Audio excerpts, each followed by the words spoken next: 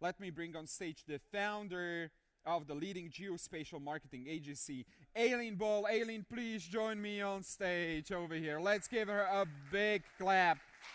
Woo, woo, woo, woo, woo. What an enthusiastic crowd. Good. It's so good to be here. Oh my God, those lights are so bright. I forget that all the time. Elaine, enjoy your spotlight. Thank you so much. Okay, guys, so it's late afternoon. You all feeling a bit sleepy? Can you get off your chairs? Come towards me, please. All of you. Oh, you lot out there, coming in. Come on, get up, up, up, up, up, up. Come on, this way, this way, this way, this way. Forwards, right to the front here. We're going to get a selfie with you all. Come on, I'm a marketeer. What do you expect? Get up here. Look, I'm the chicken. Come to the front of the stage. Come on, you all, get up here. Perfect. Can you hold that, please? Absolutely. Come on, get in. Squish in, right in. I want the chicken up here. Closer, squished, closer, squished. closer. Come on, don't you be, you lot at the back there. I can see you. I can Come on, in. Hey. Closer. Those of you in the back, please come on. closer. I'm not going to start until you're all here. Come on, in. Squish in. I know, I can see that. I can see that. Fantastic. Right. Oh, wait a minute. I need to turn it around, don't I? Okay, ready? 3, 2, 1. Woo! 3D eyes. Woo! There you go. Thank you. Nice swap you. Absolutely. Here we go. Do you want me to take this for you? Yeah, please. Yeah, okay. And, ladies and gentlemen, like this is getting a little bit more and more intimate, right? So stay in the front rows, in the first half. Come on, don't hide in the back. This is going to be a nicer. I think they might be scared I might pick on them because I do tend to do that. Okay. I will pick on the ones at the back. Cool. Come closer. Okay, you already took your seats. Enjoy. Here we go. Okay, brilliant. So, first question. How many marketeers have we got in the room? Yes. Brilliant. Okay, how many business owners? Oh, nice. Brilliant. Okay, so I'm going to talk a little bit about marketing. I'm going to give you a little bit of an idea about me and my background. And it's all about unlocking growth with smarter marketing. And I've also thrown in a bit of AI in there because, you know, you guys are on it. This doesn't work. Oh, it does work. Okay, most of you guys in the room are fantastic at tech, digital twin. You might be good at marketing, but you're not very good at messaging. I'm afraid. Sorry.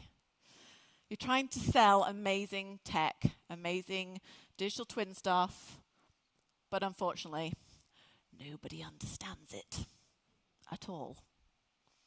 So I'm going to walk you through, in the next 20 minutes, walk you through 3 powerful strategies that I use with our clients to go from confusion to conversion.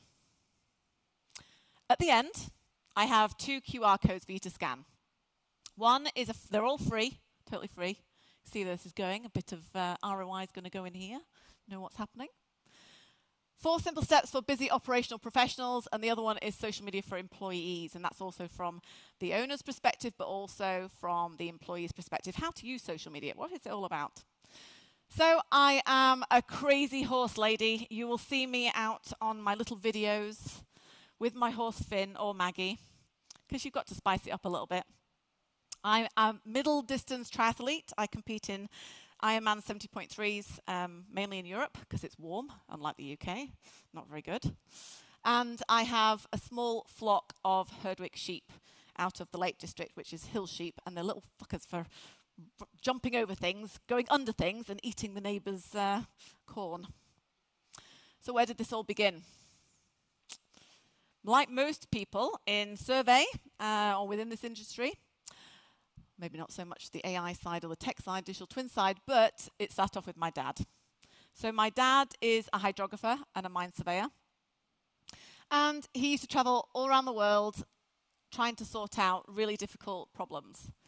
The issue is his equipment didn't always work in harsh environments. How many of you guys have heard of the Trimble MX2? Hey! Okay, so we invented the Dynascan system in the early 2000s. It was a mobile mapping system for quarries for measuring stockpiles. So after my dad was a surveyor, he sold his survey company, which was mainly hydrography then, and set up MDL, which was a tech company to manufacture really hard, harsh environment tech stuff that can go into harsh environments. Dynascan was one of those products, and we white labeled that to Trimble in 2012. So they actually turned it into the first grade, lower grade mapping system. I started working in the company in 1997. I only look 26. My dad made me a manager director at 27. That was only last year. Only joking. And but the big problem was 27 years old, the boss's daughter, was quite a scary prospect. I did a lot of crying. My dad was quite a tough bugger. He's a Yorkshireman. He's black and white, and he just sort of said to me, Elaine, it's up to you. You can either sink or swim. So like any entrepreneur, I should say, starting their own business, I was like, okay, well, I'm not bloody sinking. I will try and keep my nose above the water. So I went out and hired marketeers, strategists, management people, anybody that I could get inspiration from to get out of my bubble. Because you're in a bubble. When you run your own business, you're in a bubble. And you only know what you only know. So I surrounded myself with brilliant people, and still to this day, within industry, but also within the marketing world and the business world, I surround myself with people that are just so smart. So this is where it started. 2012, I set up Elaine Ball Limited. So we have overarching is called the Academy, and we're a specialist geospatial marketing company. So we have a marketing agency where we actually bolt on to companies. So we only have 5 contracts per year. We have a small team of 5 core people, and then we have 10 subcontractors that we bolt in to do copy, a lot of content writing, digital marketing, that sort of thing. Then we have the Geospatial Marketing Academy, which is a blueprint on how you market, how you understand marketing from the basics right through to how to use content and social media. So that is you do it yourself. And then, of course, Get Kids into Survey.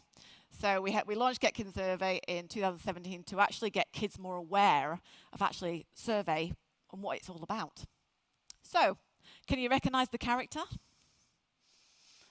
Strategy number 1, know thy buyer. If you don't know who you're selling to, it doesn't matter how good your tech is. The poll at the beginning, you were like, more awareness, more awareness, more awareness. It was the buyer was the correct answer. Because if you don't know who your buyer is, how can you communicate to that audience and reach them? So what is a buyer persona? It's more of the right type of customer, the ideal type of client. It's a way to understand your client and focus the marketing, your messaging to that client. An understandable way to know what goes on behind the scenes and then document it. The more focused you are, the better you know your customer, the easier it is for your ROI, the return on the investment for your marketing and what you're doing. And I've put in a little bit in here in turquoise. When you are searching for new technology and what you're trying to do or trying to figure it out, what do you go? You search for certain things. So this is where then guided selling tools, sales support, high quality items come into play. So the how. You're going to go, oh, Jesus, bloody hell, Elaine, do we have to do some blinging interviews? Yes. You'll be so goddamn shocked with the people that who've bought from you and the people who didn't buy from you. Take me back to the day, what triggered why you needed a solution. That one question. Because they will just go and tell you all sorts. Let them just talk. You're not going to sit there with like interview questions because you're thinking of the next interview question.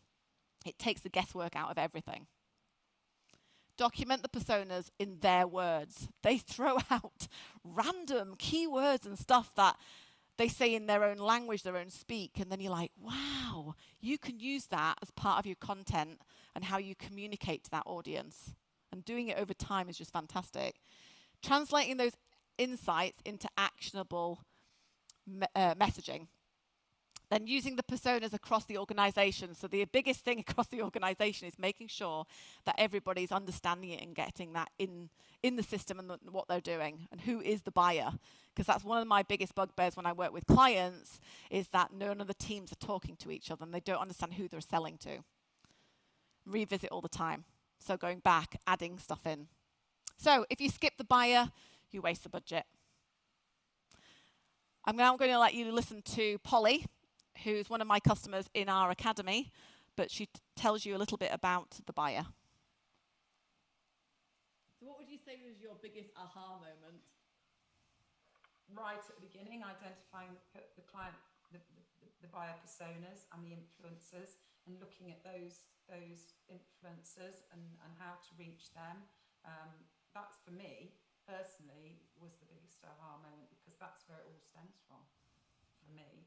Yeah, the results have been that we've got, you know, more clients because we've made sure that our brand is out there all the time, and we're being much more consistent in the content that we produce and the regularity of it, and that helps with all the algorithms and things like that as well, doesn't it, on social media, and backing that up with blog posts and etc. etc. I would say in the last 18 months we have increased our client base by 50%. Oh. So I'm Polly Hopkins, and I work for a company called Geomatics based in the UK and England, and we are a specialist survey company that concentrates solely on water-based projects. So just the quick tips. Most firms focus on what the solution does, not what the buyer actually needs or wants. You guys who are innovators, then that's a little bit different speak, but still, at the end of the day, it's understanding that process. Talk about targeting a facility manager, for example, for a chemical plant versus a city planner. The needs are completely different. You need to understand the needs. Personas is your roadmap. So one of the things you need to think about is what is their journey on the full customer journey, not just the buying part of the journey. And of course, using a little bit of AI in there with your personas, which I'm going to show you. Strategy number 2, AI as a competitive advantage. Now, we use quite a few AI tools. I've dumbed it down a little bit to give you actually a really good one, because most of you guys are using ChatGPT. Early adopters win, of course, we always see this, but also our survey and geospatial generally are quite old-fashioned in the marketing. It's still very much sales and marketing and traditional things like exhibitions, advertising, that sort of thing. So it's actually getting them out and getting people out of that into the 21st century, I suppose. It's a grumpy old guy at the side, isn't he? So this is your edge, and most of your competitors haven't caught up yet.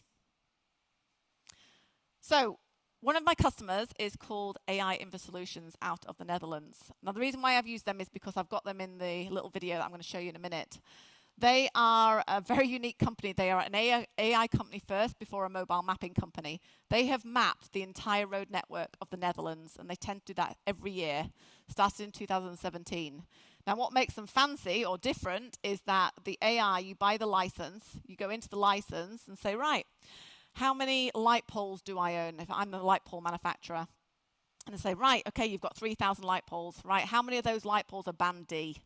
Right, they could be broken. Right, find me all those light poles, where they're located, so I don't have to send people out to check it. So what they're doing is they have the data, they're scanning everything, they own the data, they're selling it back to all these different companies. So they're repurposing that data the whole time. Now, we've called them the Geospatial search engine because what they're going to do is replicate this in every country in the world. So they are looking for partners. And we've written all the content for this company. And of course, because they're AI, the owner's always throwing me, have you looked at this? Have you looked at this? And it's, for me, fantastic. I don't have to go, boring. I can go really excited. So I'm going to show you what we do with ChatGPT. Okay, so I wanted to dive in to actually showcase how you can actually speed up the content marketing element of your marketing. And this is one of the main key processes and most time-consuming part of the marketing collateral, especially from a content perspective. So that is if you're looking at LinkedIn, social media posts, for example, blog posts, articles, white papers, books even, right through to podcasts and video scripts, that sort of thing. So as I mentioned at the beginning of this presentation, we talked about understanding your buyer. ChatGPT or AI is only going to work for you if you understand the foundations and really understand your buyer to make sure that you're communicating the right message to the right kind of buyer. So I'm going to give you a little example here, a little demonstration of what some of the things you can do. So after you have done your buyer persona investigation, you've researched it with your clients, you've spoken to some of your prospects, even the ones that didn't buy from you. It's understanding then their pain points in their buying journey, in their full customer journey.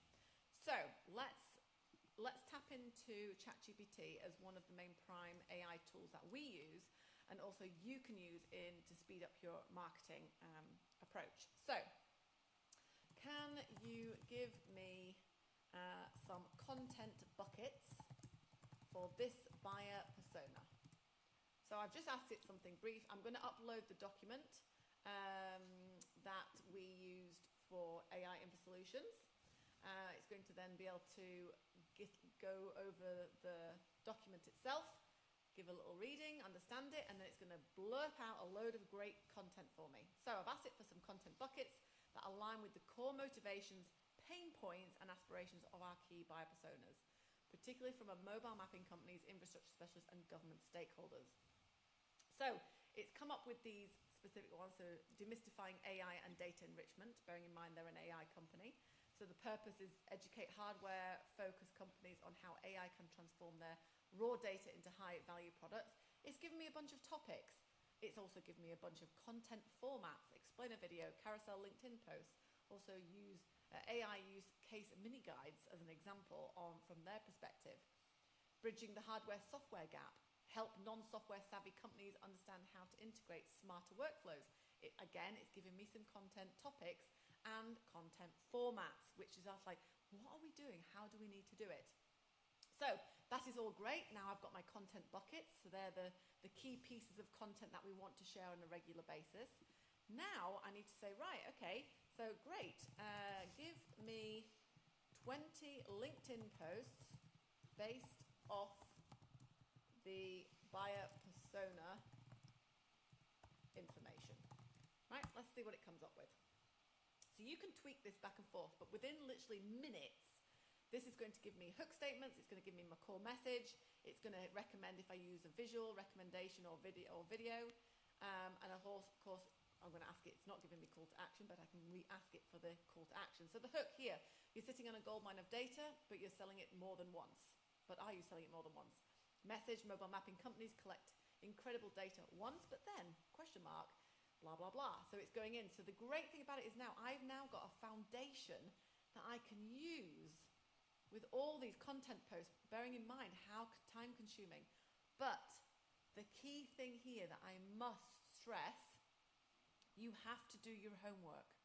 You can't just ask ChatGPT and use the AI tools to give you random posts that actually don't make sense to your target audience. This has to fit in with the buyer personas. That's why you must do the research and investigate the tools that you do with your target audience first before you start using AI tools to speed up your marketing. So that is just one little example I want to do. And the great thing about it is now I can ask it then saying, great, give me one blog post at 500 words. Right, let's see what it does. 500 words to start with. Now it's going to think about it. Great, here we go. Buyer personas, mobile mapping companies and infrastructure firms. Map once, sell multiple times, unlocking the true value of your mobile mapping data. So you've invested in high-end mobile mapping equipment, you've captured the data, the job's done, right? Not quite. So it's going to give me some information, the problem, one-off projects, wasted potential. So this has just given me, within seconds, less than minutes, a load of content that I can now take away as a foundation, because it's always easy to take some copy and improve on it.